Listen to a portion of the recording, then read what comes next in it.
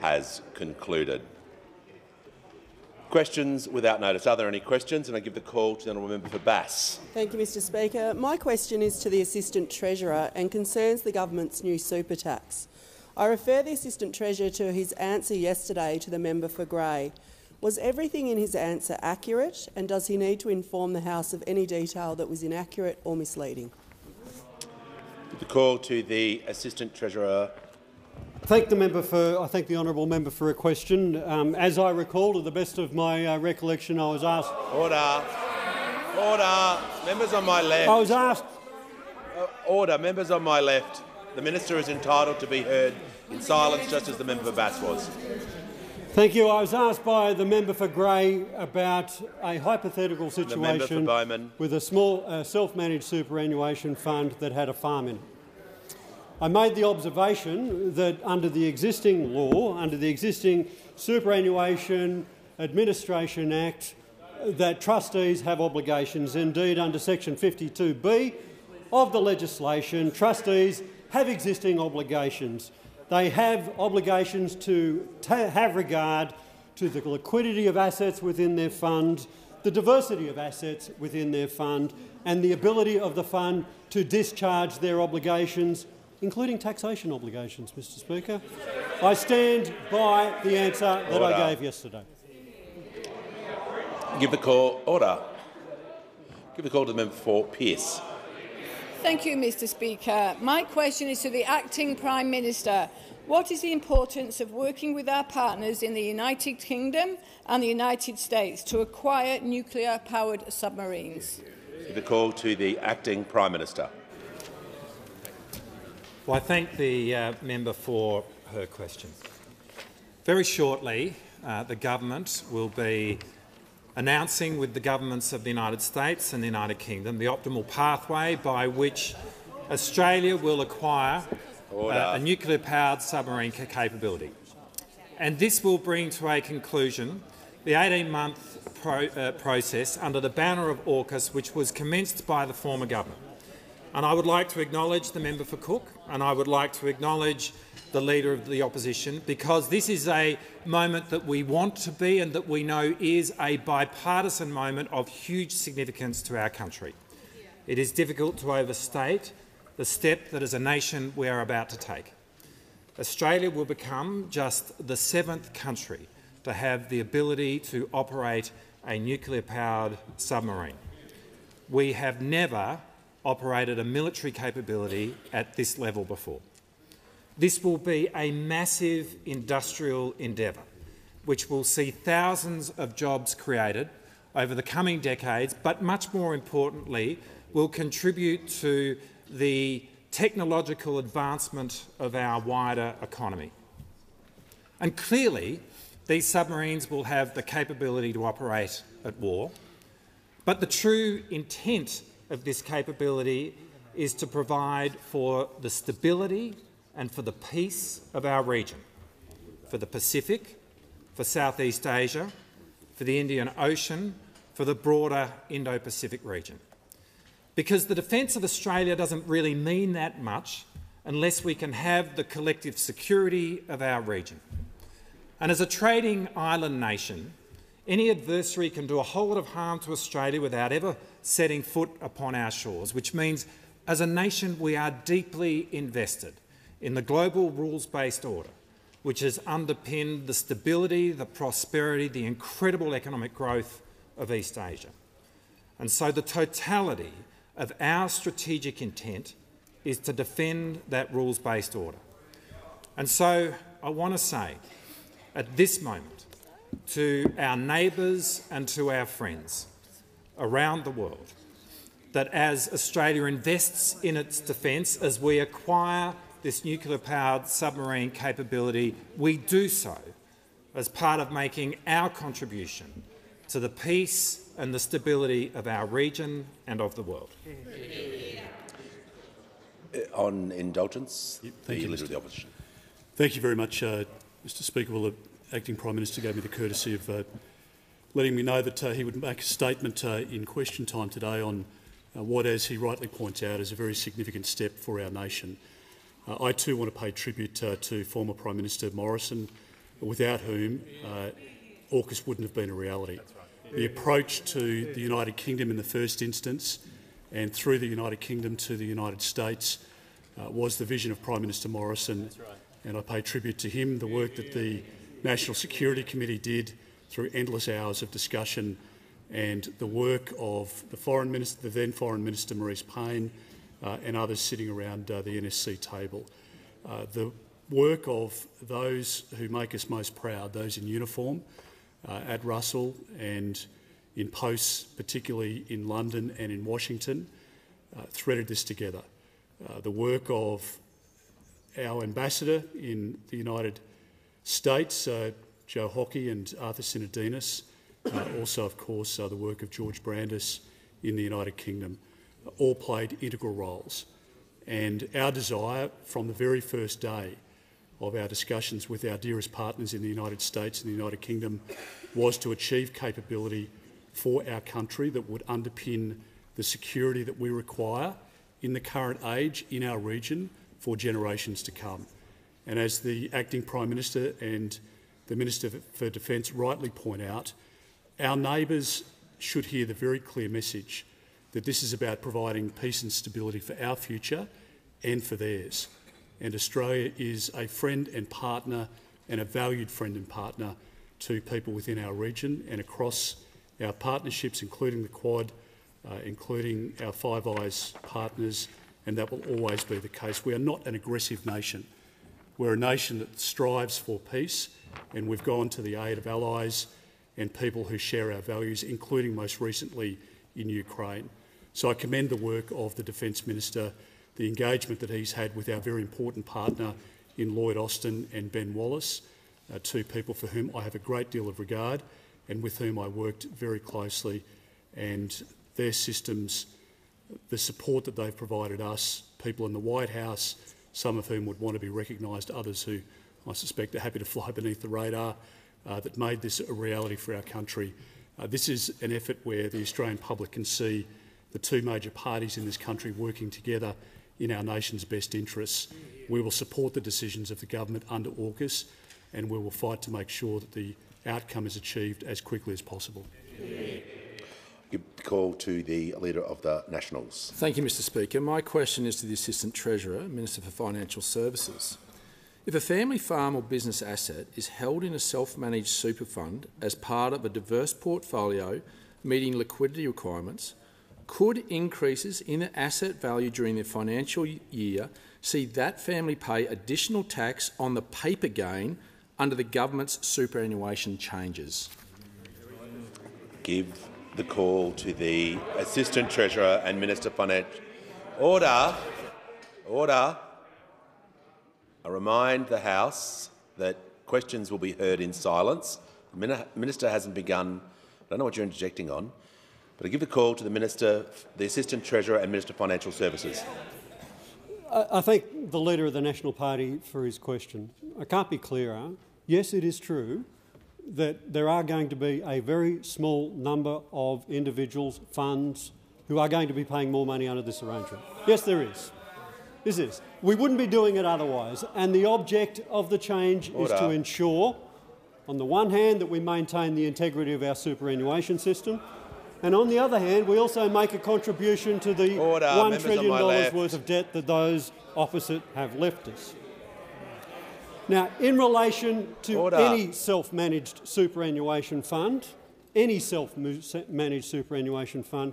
has assets in excess of $3 million, the earnings on those assets under $3 million will continue to attract the concessional tax rate of 15%. The earnings on the assets above $3 million will still attract a very concessional tax rate, but not as generous as existed before the change.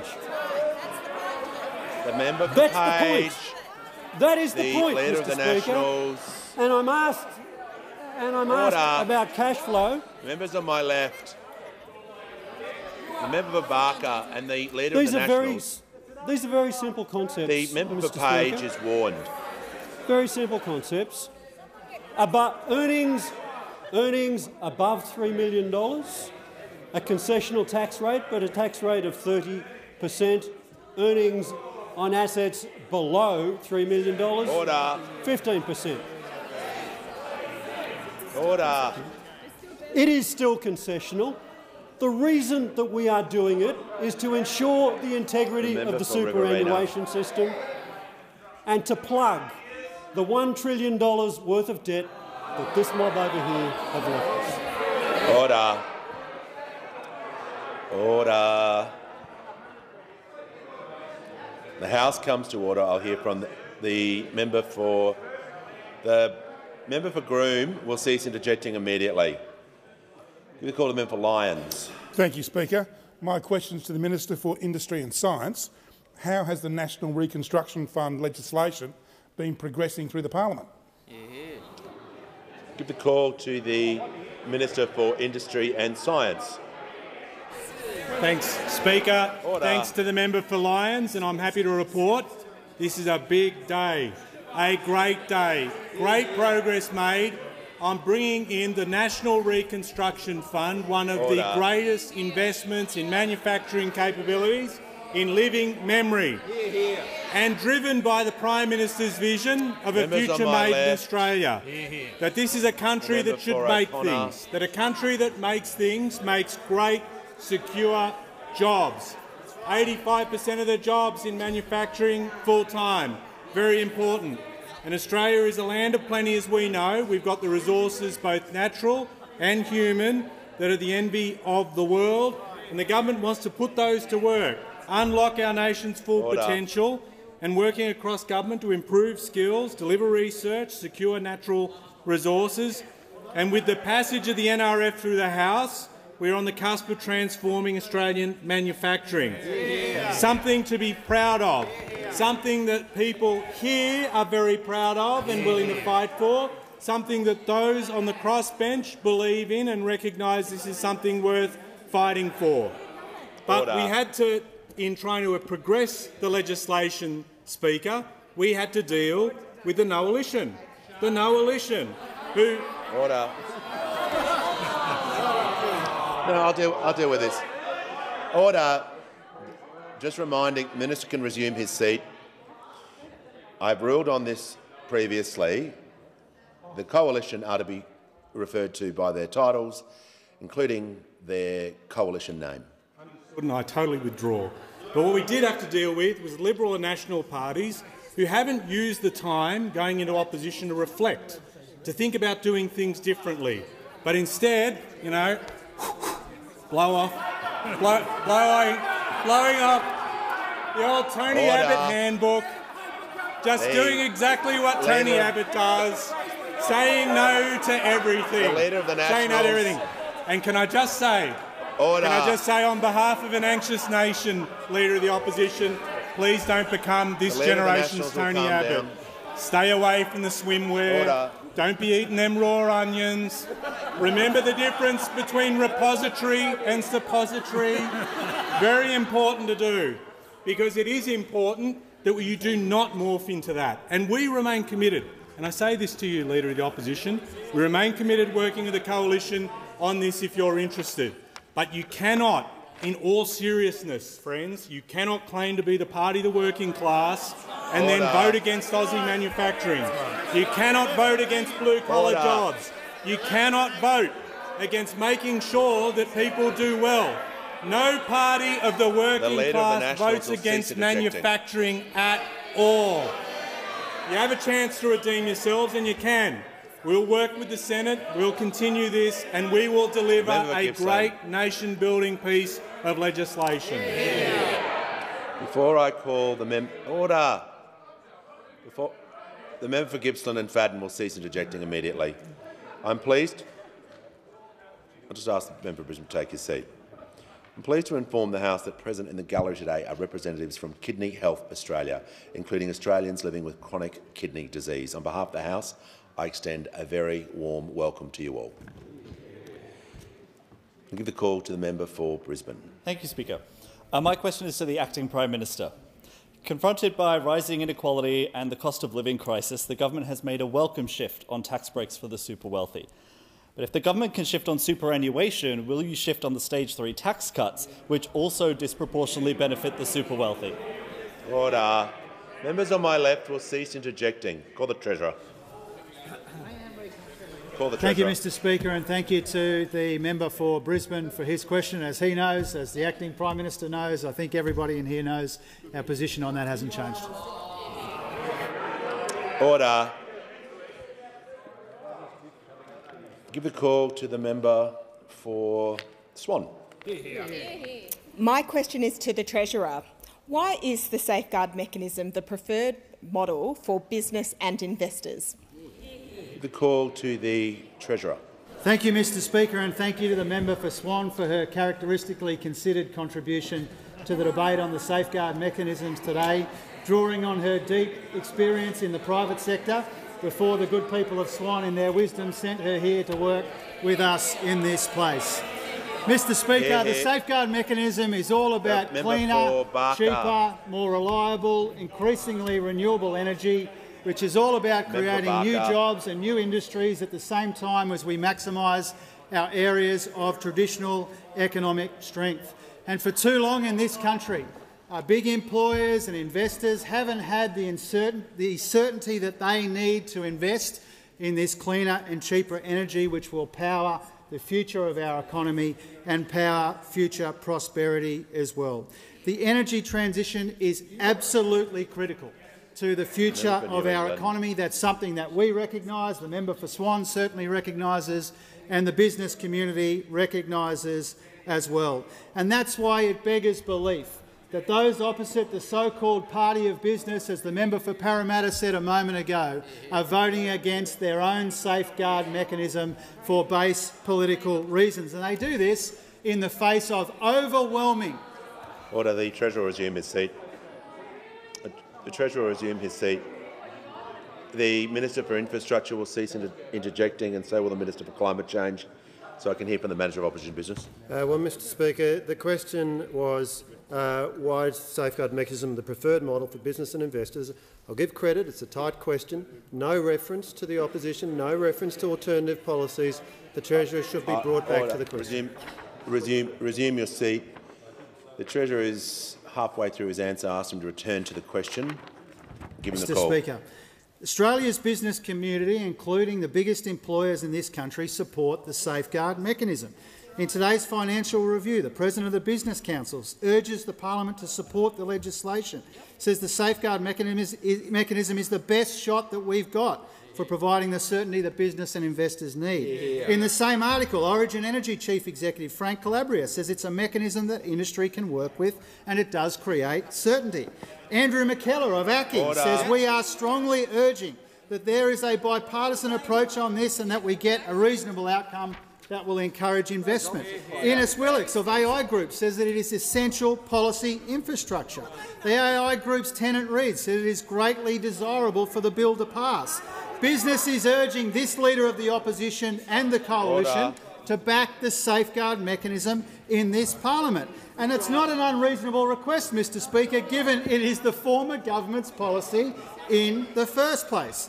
For too long, Mr Speaker, in this country, the opportunities of more cheaper, cleaner and reliable energy have gone begging in our economy because of the pig-headed approach of those opposite and all of the uncertainty and investment uncertainty and policy uncertainty that has created.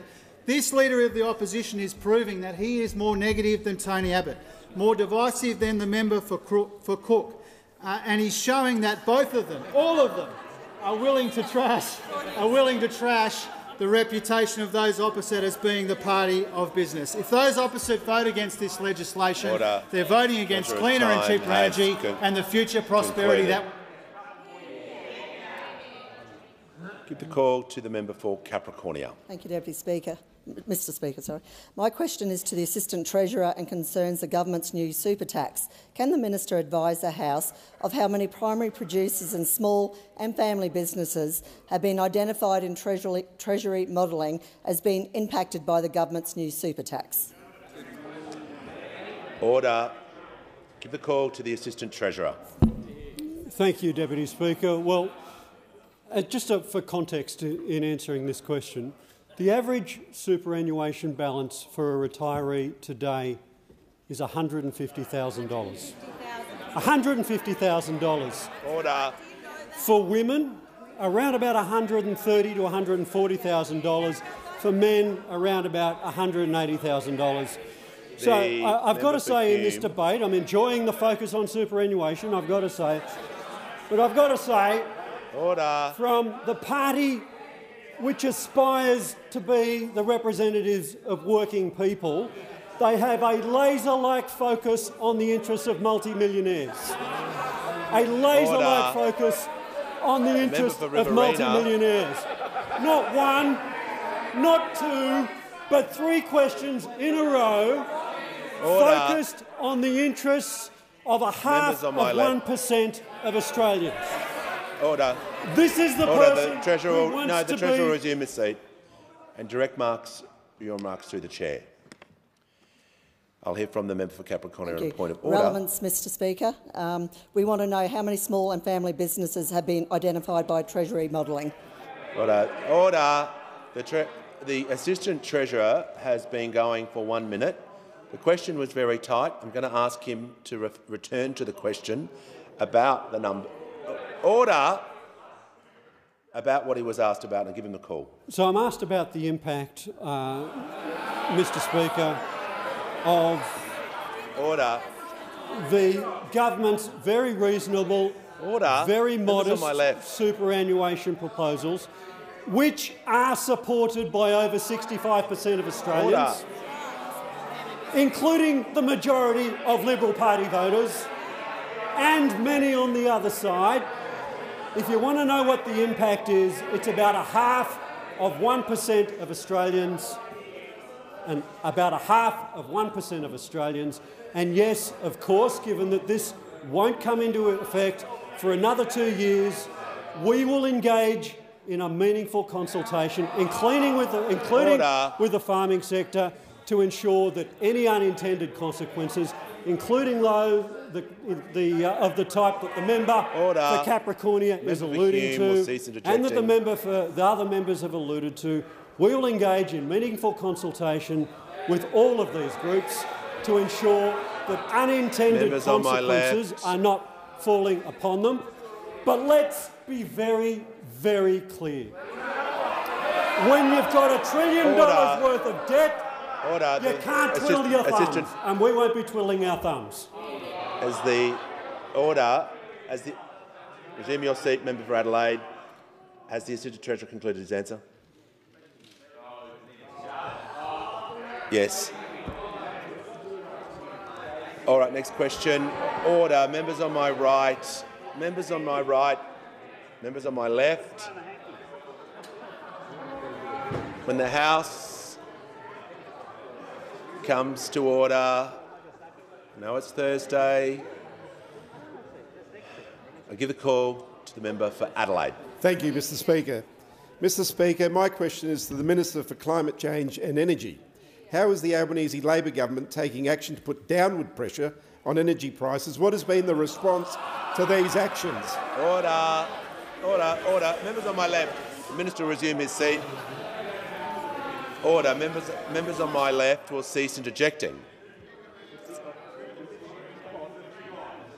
I'll issue a general warning if this behaviour continues. I could not hear the member for Adelaide. I want to hear questions in silence, because if I get questions or points of order, I need to know what the question was. I think that's pretty clear. Give the call to the member for Adelaide. Thank you, Mr Speaker. Mr Speaker, my question is to the Minister for Climate Change and Energy. How is the Albanese Labor government taking action to put downward pressure on energy prices? What has been the response to these actions? Give a call to the Minister for Climate Change and Energy.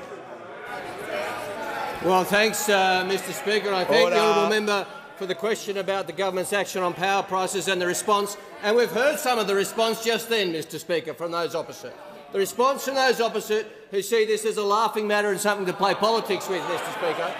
But Australians know that governments around the world are dealing with high power prices, and the Albanese government is dealing with high power prices and dealt with them last December, Mr Speaker. And we saw the same response from members opposite then, when they came in and voted in this chamber against lower power prices, Mr Speaker. When you walk through these doors, when the bells are ringing, you're making a choice, Mr Speaker. You're choosing a side. This side chose lower power prices, Mr Speaker. That side chose higher profits and higher power prices, Mr Speaker. Because we acted to cap gas prices and working in concert with the governments of Queensland and New South Wales to cap coal prices, Mr Speaker.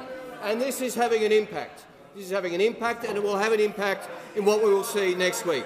We know that at the time of the budget, we made very clear, transparently, that the Treasury was expecting a 36% increase in power prices in 2023-24. Now, when you're faced with such evidence, you have a choice. You can hide it. You can change the law to keep it secret, Mr Speaker. Or you can, option A, or option B, you can be transparent about it and you can take action to fix it, Mr Speaker. We chose B on this side of the House. Others have previously chosen other options, Mr Speaker, but I don't intend to dwell on such matters, Mr Speaker. I intend to dwell on what we are doing and the impact it's having. And since that intervention in December, we have seen the forward wholesale price of electricity fall by 46% in Queensland, 41% in New South Wales, 48% in the honourable member's home state of South Australia, 48% in South Australia, Mr Speaker, and 34% in Victoria. These are reductions which this side of the House and the crossbench voted in favour of, and the opposition voted against, Mr Speaker. That's what they voted for last December. They might as well, the Shadow Minister likes to hold up a sign. He might as well hold up a placard. What do we want? Higher power prices. When do we want it now, Mr Speaker, is what the Shadow Minister of Energy is promoting. That's what they say on that side of the House, Mr Speaker.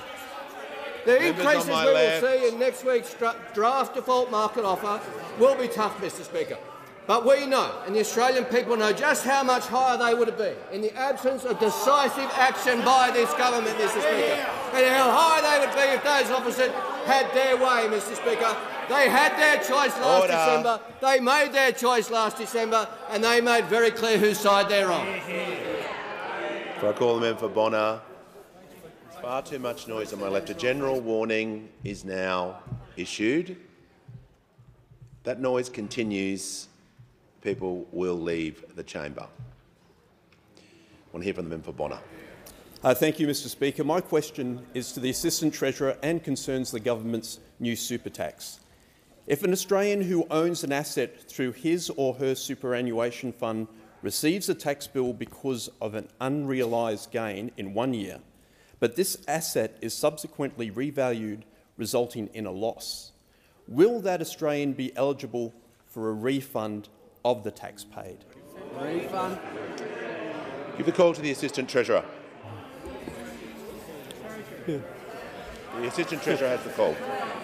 I thank the honourable member for his question. It's a good question. It's why, when we have announced the policy to ensure that we can maintain the integrity of superannuation and superannuation tax concessions, which are costing the budget in excess of $50 billion a year, more than we spend on Medicare, more than we spend on the NDIS, significant budget expenditure. It's why, when we announced this policy, we put in place a lengthy period for the implementation of it and a lengthy period to ensure that we can consult on some of these details, including details which go to the question that the honourable member has asked about the capacity to bring losses forward or backwards. We will consult on the specific design implementation of these issues, as any government would, and indeed as the previous government did when they introduced their $6 billion worth of taxation changes to the superannuation system. Order.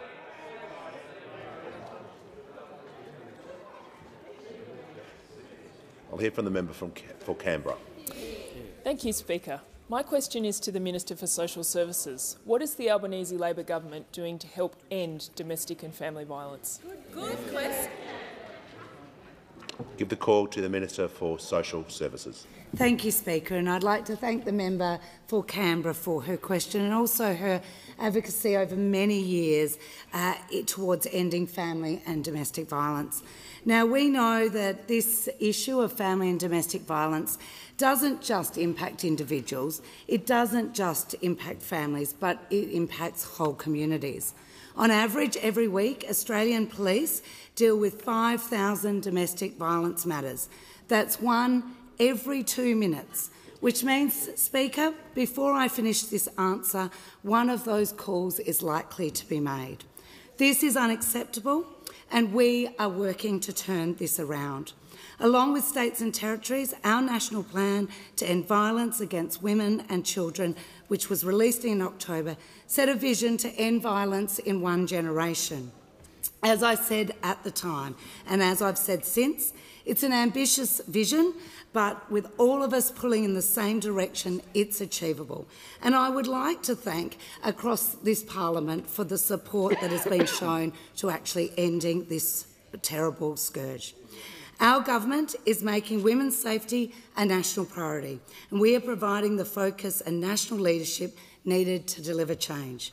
We've invested a record $1.7 billion for women's safety to support the implementation of the national plan.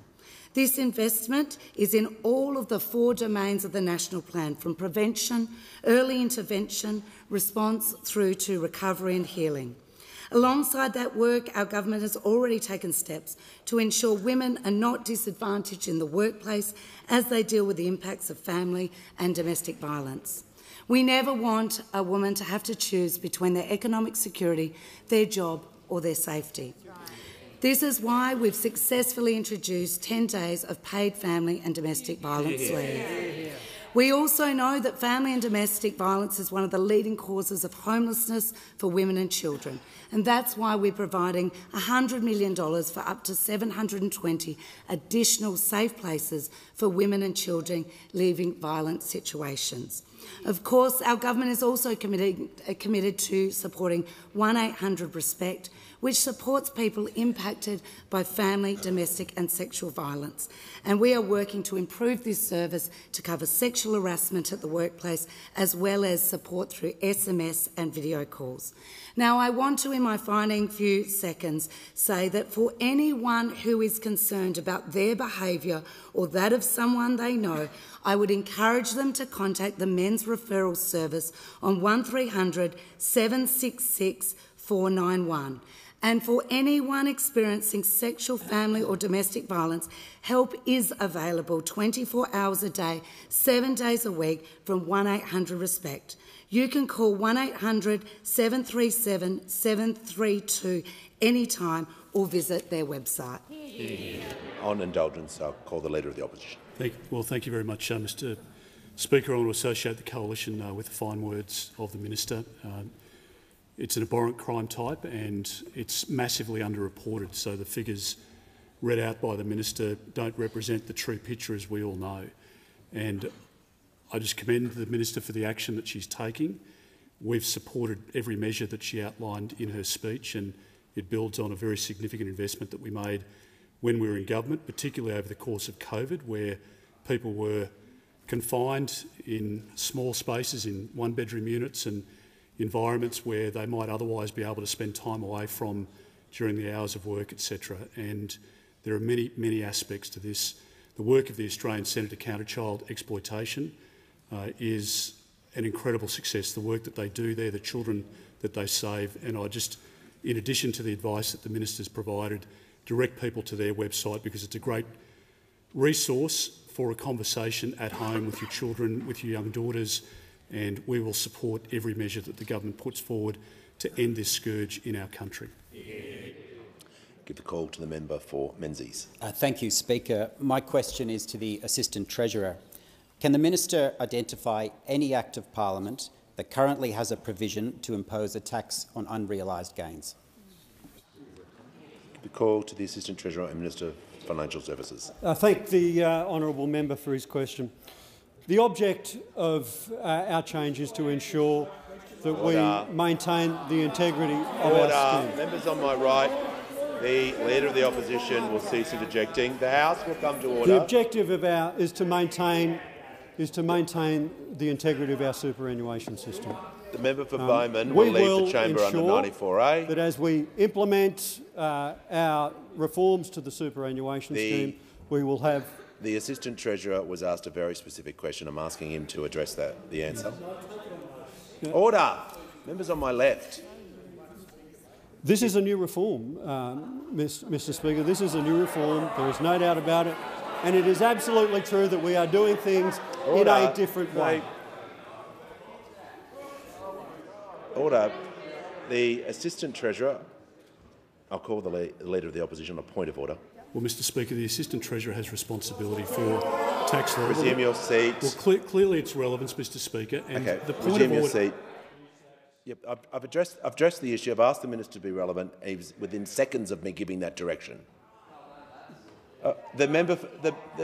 The Assistant Minister for Foreign Affairs will leave the chamber under 94A. A general warning has been issued. It applies to all members in the chamber, and members will be referred to by their correct titles. Order. I ask the minister to return. Thank you, Mr Speaker. This is a new reform. We are doing things in a different way. I'm asked by the honourable member if there is... Order. I am asked by the honourable member if there is another part of the taxation law where unrealised capital gains are taxed. Yes, there is. Corporations tax. Give a call to the member for Macarthur.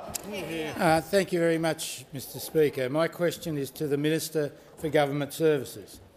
What has the Royal Commission into Robodebt revealed about the harm the former government's unlawful Robodebt scheme inflicted upon the most vulnerable Australians?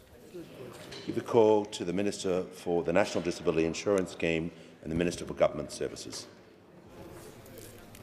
I thank the member for his question. Analysis of data provided to the Royal Commission into Robodebt reveals that a majority of Robodebt victims were women. In fact, at least 226,780 Australian women were served unlawful debt notices over 4.5 years by the former coalition government. These are their stories. Angelica. Angelica says that soon after she had a Robodebt raised against her, she had to deal with the grief of her father passing away. She says she didn't have money in the bank and had a daughter to think of. My depression became very bad while dealing with the Robodebt. I wanted to kill myself. I started drinking heavily, a couple of bottles of wine each day. Caused liver problems. I had to go to hospital and my doctor wasn't happy with me. I started seeing a psychologist. To this day, I still get anxiety when I think about my Robodebt. The government should care about people who are struggling, people who have depression or money troubles. They shouldn't make their lives worse. Then there's Isabella. She received a Robodebt at a particularly difficult point in her life. I was living day to day when I was hit with a Robodebt. I was homeless due to fleeing from family violence. What little money I was receiving from Centrelink payments went towards my food and my medication. Then one day there was less money in my account when I was expecting for my New Start allowance. I thought it had been a mistake. I called Centrelink. I was not met with concern for my well-being.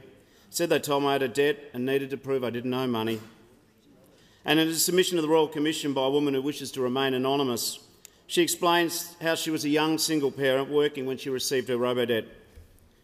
I cried myself to sleep for 2 weeks, thinking about where my daughter would go if I went to jail. I contacted her father for help financially after never receiving child support from him while she was fully in my care. Order the member for Lyons. He then decided to take me to court and obtain shared custody of my daughter.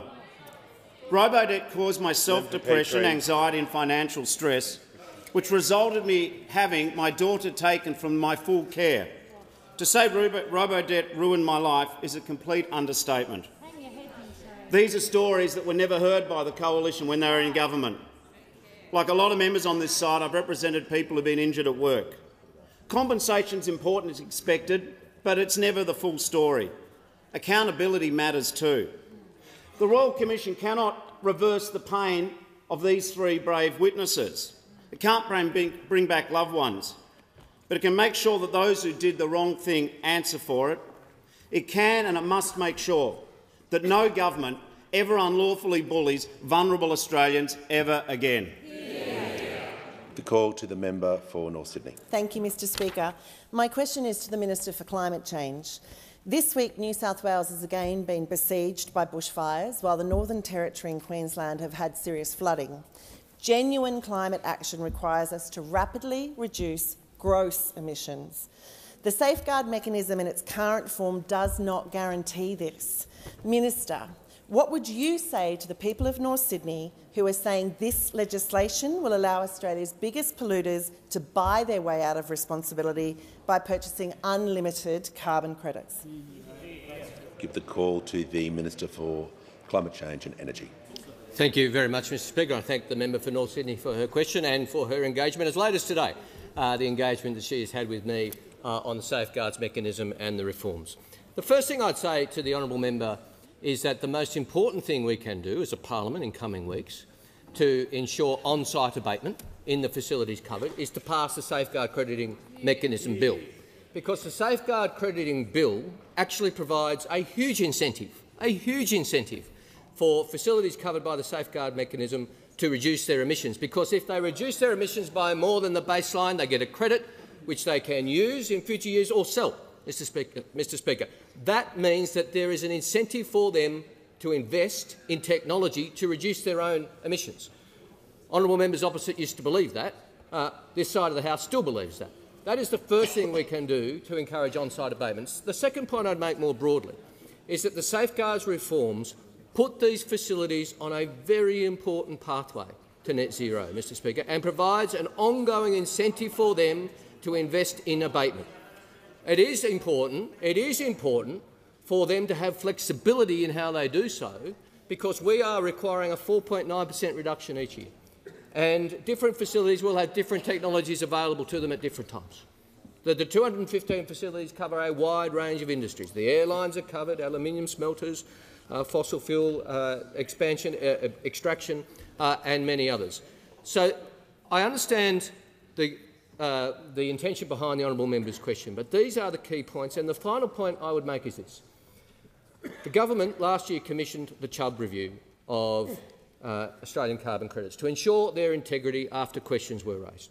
Now, not everybody loves everything that's in the Chubb review, but the Chubb review, conducted by the former Chief Scientist of Australia, Professor Ian Chubb, supported by the Honourable Dr Annabel Bennett, ACKC, and Dr Stephen Hatfield-Dodds and Arag Nagoring, has done a very exhaustive review and recommended changes which even the critics acknowledge would be world's best practice governance going forward to ensure the integrity of ACCUs. I do not accept that carbon credits are some form of lesser abatement, Mr Speaker. I do agree we need a focus on on-site abatement, but whether it's Indigenous savanna burning or the other methods, there are real and very important projects supported by Australian carbon credit units. They will be supported even more by the rigorous safeguard mechanism that I will be putting before the House and in the regulation and in the Senate, and I would welcome the support of all honourable members for these important measures, and I remain available to honourable members who wish to discuss improvements in good faith. The call to the honourable member for Gilmore. My question is to the Minister for Home Affairs and Cyber Security. How is the Albanese Labor government improving cyber security for all Australians? Call to the Minister for Home Affairs and Minister for Cyber Security. Thank you, Speaker, and could I thank the member for Gilmore. She is the most passionate advocate for her community, and it's a huge privilege to sit with her in the Labor caucus. Speaker, I'm really pleased to have the opportunity to speak a little bit about the huge volume of work that is happening in cybersecurity within the Australian government at the moment. Speaker, I've said that Australia is about 5 years behind where we need to be on cybersecurity, so the first task of our government is to try to play catch-up and get us up to where we really should be by 2023. But, Speaker, the future is going to hold a lot of differences to this really important policy space. We've got very dangerous geopolitical circumstances that we face in our region. We have a very fast-changing technological environment, including things like AI and quantum computing, which will really change the complexity and speed at which cyber attacks occur. And, of course, Speaker, our lives are increasingly being lived online. So these three trends are going to combine to create a very difficult challenge for us to confront in 2030, and the government is very focused on making sure our country is prepared for that. Speaker, as part of the cyber consultations for the cyber strategy, I joined the Prime Minister a couple of weeks ago at a roundtable of business leaders. And if I can distill the comments that were made in that, it comes down to this. There is enormous demand from the business community, big and small, for government to show leadership on this, and I think a sense of genuine relief that we have a Prime Minister who sees the urgency for us to address this really critical problem facing our country. Speaker, last year we had the two biggest cyber attacks in Australian history in Medibank and Optus, and I think the consequences of the cyber slumber that we had been in was laid bare for all to see. There were enormous consequences from those attacks. Literally, millions of Australians had data stolen from them, shared in some circumstances. Speaker, it became really clear through those attacks that we had a patchwork of policies, laws and frameworks that simply were not keeping up with the challenges presented by the digital age. Voluntary measures and poorly executed plans are not going to get Australia to where we need to be by 2030. Speaker, the ANAO has found that 3/4 of government agencies do not meet the most basic cybersecurity obligations. I desperately wish that those on the other side of the chamber had done more about this in the decade that they were in government. But like in so many of the portfolios behind me, it falls to us to clean up this mess. Now, since we were elected, we've declared 82 systems of national significance. We've set baseline security standards for critical infrastructure sectors. We've set up a collaboration between the ASD and the AFP. We've seen the Attorney-General reform privacy laws and undertake a serious review of the Privacy Act. And importantly, Speaker, the PM announced a couple of weeks ago a new coordinator for cybersecurity across the Australian government. Speaker, I'm really proud to be a part of a government that's taking this so seriously for the future. Thank you. Give the call to the member for Fairfax. Thank you, Mr Speaker, and my question goes to the Acting Prime Minister. Order. Will electricity prices go up by 20% over winter? Give the call to the Acting Prime Minister. Well, whatever happens with electricity prices in the future, they would have gone up a lot more if those opposite had had their way last December. Because last December, those opposite were given an opportunity to vote on behalf of the household budgets of the Australian people by supporting a $1.5 billion package, which is working.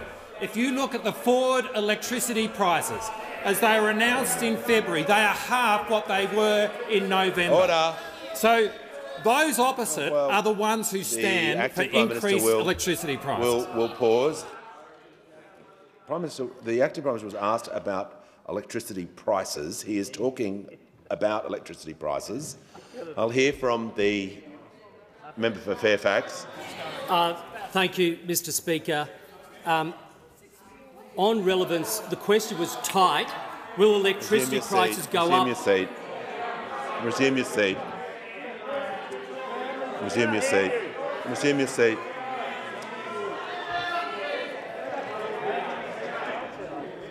Order. Call. I want to hear from the Leader of the House.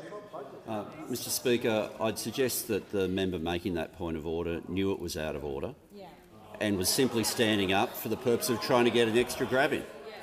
There was nothing there that was added to the ruling that you'd made immediately before he stood up. Look, I'll deal with this issue before I call the Acting Prime Minister. It was pretty clear when the Acting Prime Minister was talking about electricity prices and the question is about electricity prices, that point of order was out of order. And I think the member knows that. He's on the MPI. So I'm going to call the Acting Prime Minister, but if he interrupts again, he won't be here for the MPI. Call the Acting Prime Minister. Thank you, Mr Speaker. So be it the failure of those opposite to act on behalf of Australian household budgets last December, or be it the fact that over the course of their government they had 22 failed energy policies because they found themselves down this bizarre cul-de-sac of climate change denial, which meant they were utterly paralysed in doing anything about electricity prices. Both mean that the party of higher power prices is the Liberal Party, and they stand condemned as such. Order. Give the call to the member for Reid. Thanks, Speaker. My question is to the Minister for Education. What is the Albanese government doing to set up Australian higher education, including international education, for the future? The call to the Minister for Education. Thanks, Mr Speaker, and can I thank my friend the member for Reid for the question.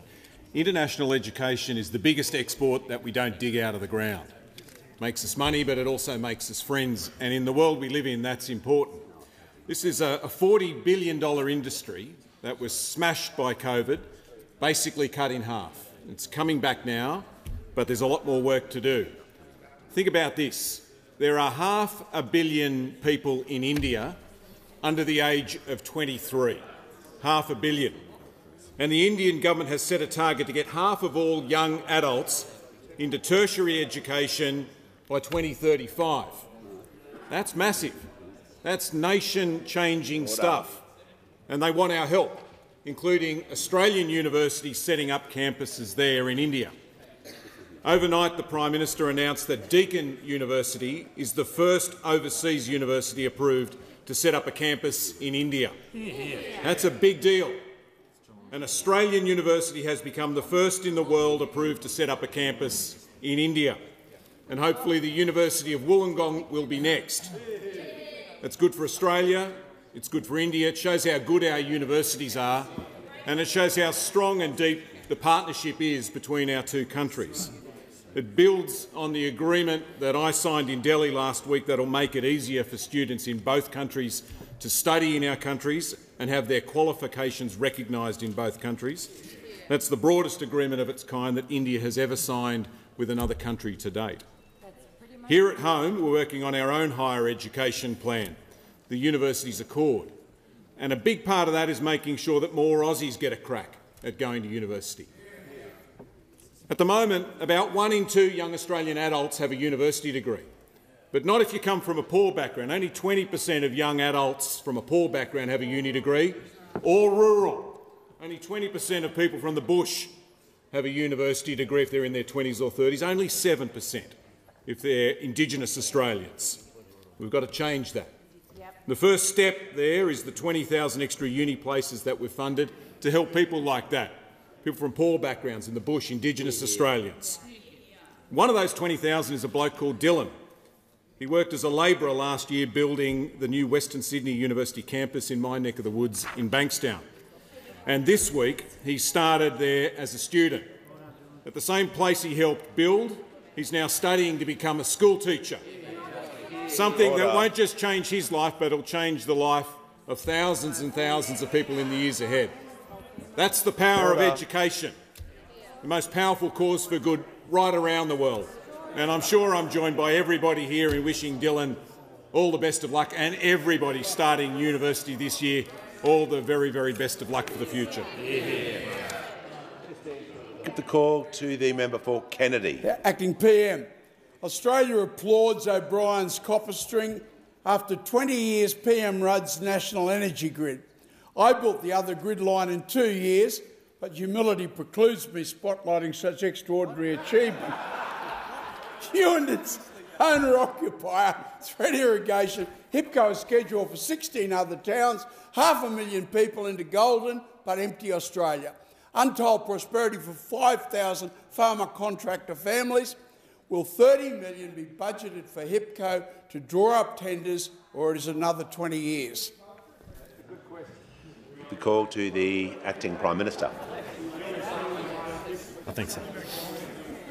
Thank you, Speaker, and can I thank the member for his question, and can I spotlight his extraordinary achievement, and in doing so acknowledge his advocacy a little shameless, and acknowledge his advocacy on behalf of his electorate, but more significantly on behalf of regional Australia. And it's really important that that is done, because the story of our nation is not just written in Brisbane and Sydney and Melbourne. It is written in places like Mount Isa and Rockhampton, in Newcastle, and indeed in Geelong. And as an inhabitant of regional Australia, I understand how important it is that we are doing everything we can to provide opportunities for people to make their lives and to raise their families in regional Australia, and that's at the heart of what you are describing in your question. And there is huge opportunities that I know the honourable member is describing in terms of his own electorate where that development can occur. I want to say to him that on behalf of the Albanese government, regional Australia is front and centre in how we see the development of our nation, and we will continue to engage with him on this. As to the question of the budget, you'll have to wait until the second Tuesday in May and the words of the Treasurer about what is ultimately committed there. But I can absolutely say that the Treasurer, the Prime Minister, myself will continue to work with you to make sure that we are delivering the development and the benefits in regional Australia that you are such a keen advocate for. Give the call to the member for Lingiari. Thank you, Speaker. My question is to the Minister for Indigenous Australians. What does the latest data on Closing the Gap show, and what practical actions are being taken by our government to improve outcomes for Indigenous Australians? Good question. The call to the Minister for Indigenous Australians. Thank you, Mr Speaker, and can I thank the member for Lingiari for her advocacy for her community and her passion around these issues. Mr Speaker, Mick Dodson was the Social Justice Commissioner between 1993 and 1998. And one of the quotes from Mick has stayed with me ever since that time. He talked about a type of industrial deafness that had descended upon us as Australians about the dreadful social justice statistics when it came to outcomes for Aboriginal people in this country. And I think there is something true in what he says in terms of those statistics washing off us, washing over us and flowing on.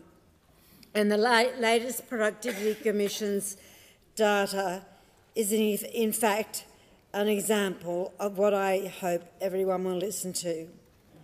Some of the Closing the Gap targets are going backwards, and I know many people are frustrated by this lack of progress. I know that I am. On the existing data, 11 targets are now not on track and 4 are on track. The one that really concerns me, that has where the statistics have gone backwards slightly, is the healthy birth weight of babies.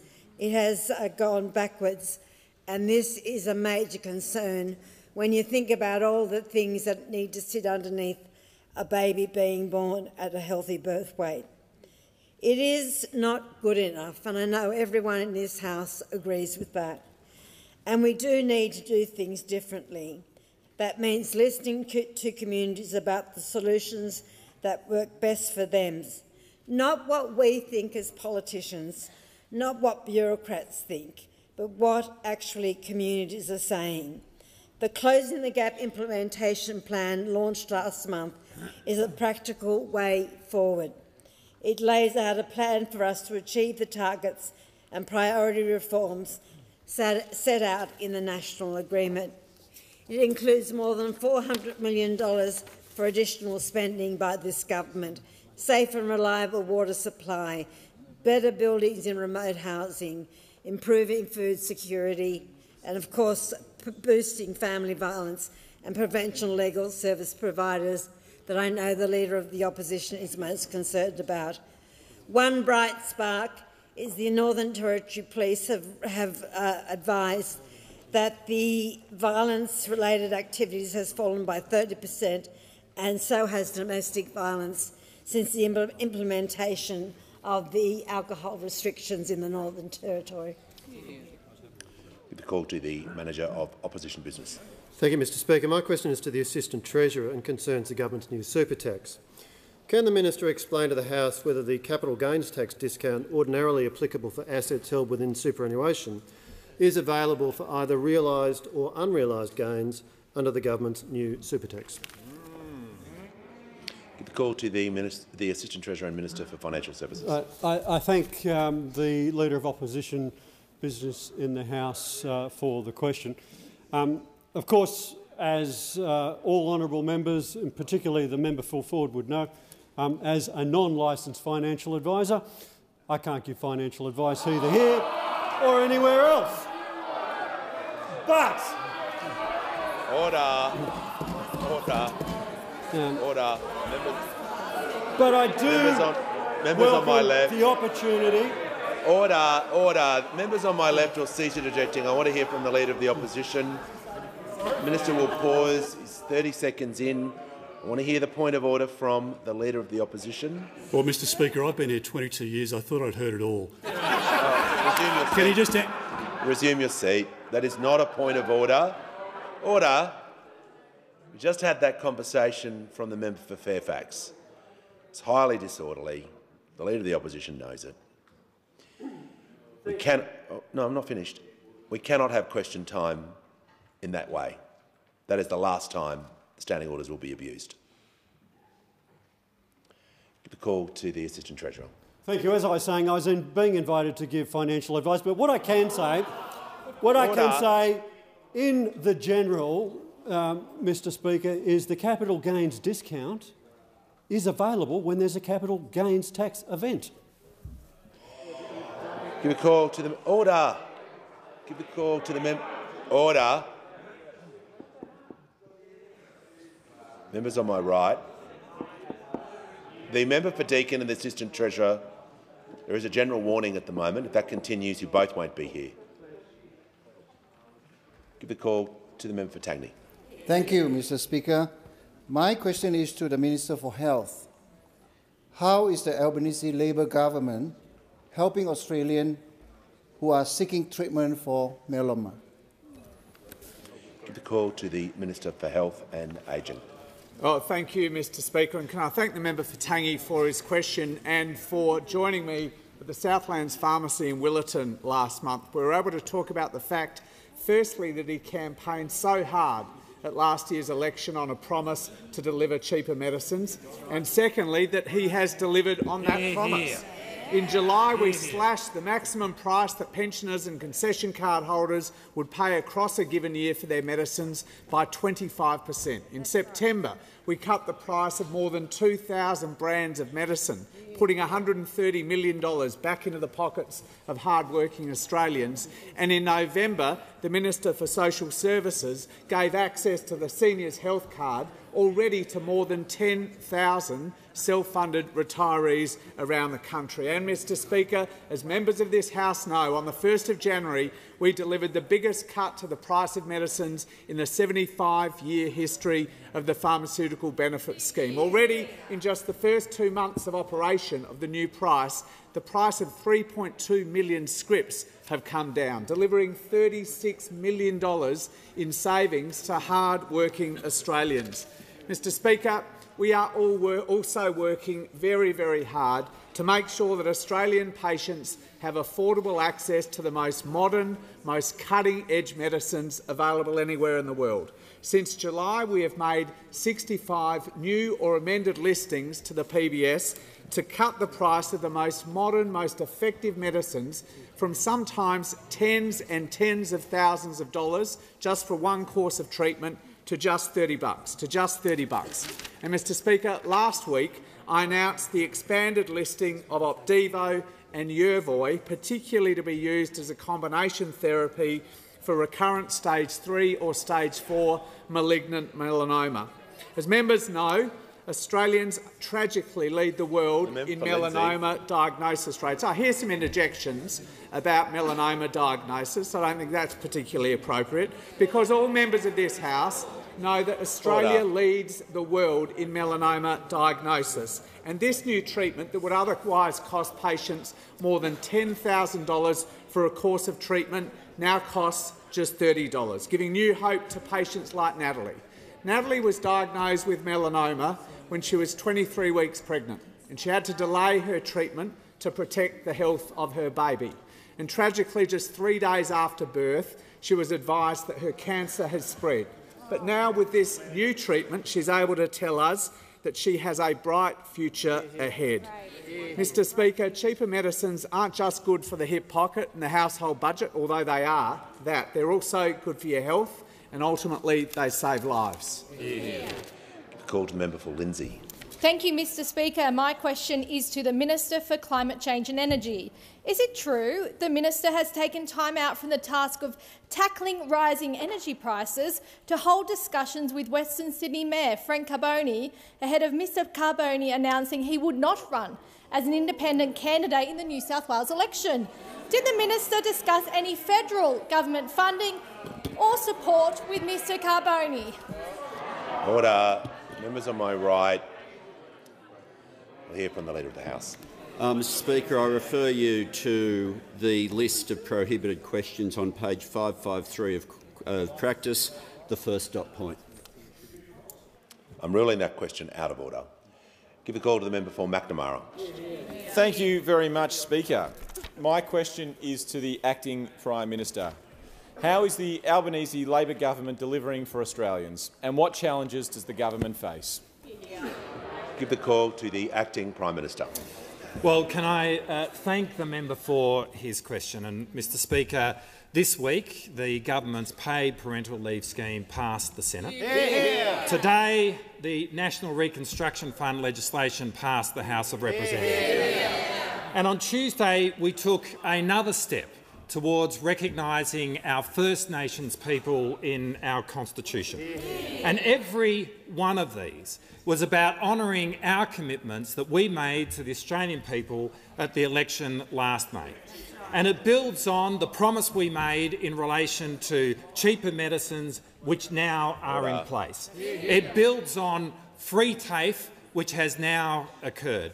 It builds on legislating the cut in emissions reductions, which we've now done, and it builds on increasing the minimum wage, which we have now achieved. At every step since the last election, we have been completely committed to honouring the commitments that we made to the Australian people to ease the cost of living and to increase the productive capacity of our economy. But, Mr Speaker, this week we've also learned a little bit about the opposition. An opposition which refused to stand up for manufacturing jobs. An opposition which refused to support building houses for the most vulnerable women. An opposition which has not moved 1 inch in taking meaningful action on climate change, and an opposition which last December voted against support for household budgets. But we have learnt what the opposition actually cares about, what really gets them going, and that's maximising the concessions on the earnings of the 1/2% of Australians who have more than $3 million in their superannuation. That's what ignites their passions. That's what flames their soul. That's the moment when they say that the government is breaching the covenant on political and civil rights. That's where they say the government is burning the Magna Carta. And the fact that they have decided to fight on that ground says everything about how they have completely lost touch with the mainstream of Australian people, but not just that, with their own party. Mr Speaker, of the 14 people who previously led the Liberal Party before the Leader of the Opposition, the seats of 11 of them are no longer in their pile. If you want to look at a political party which is completely disconnected from their roots, it's that party opposite. I always understood they were about national security and managing the economy, but they were the most inept national security government in our history, and they are one of the most profligate, high-taxing governments that we've seen. They were a rabble. We were elected to fix their mess, and that's what we are doing. Order. Order. Order. Members on my left. I call that just before members leave. Just before members leave.